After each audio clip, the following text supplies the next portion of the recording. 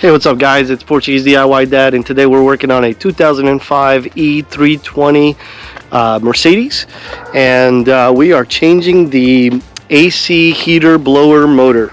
Alright, so let me show you what it looks like. It's this thing right here, and I'll drop the link in the description box.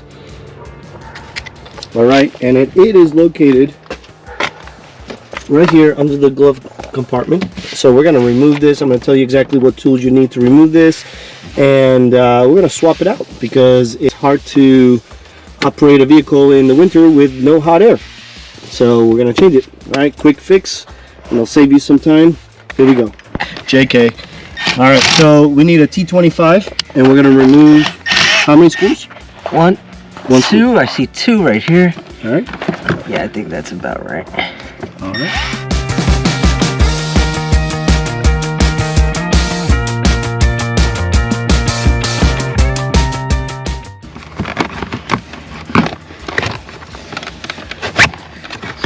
This thing down on a clip. That is your bulb. Move it, and there it is. There's the blower. All right, easy to get to. There's a plug. We're going to unplug it, and we're going to remove the 4 screws, and we believe it is a T20 that you're going to need to remove those screws. So to reach the last screw back there, we had to pull the carpet back so we can get the extra inch or 2 of space, but here's the cover. And now we're going to this is the housing, and now the blower is inside the housing, and I hope to use the same screw size as before, the T20s.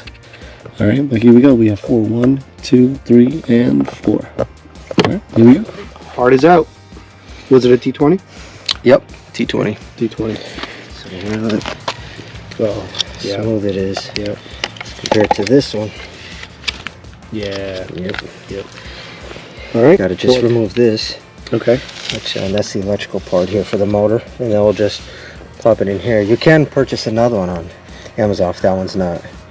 If that's gone as well, but I'm gonna just replace that because I think it's just a motor. Gotcha. Okay. It looks like it's 2 screws. Yeah, probably T. They mount it right here. Yep, right there. All right. Cool. Let's see it.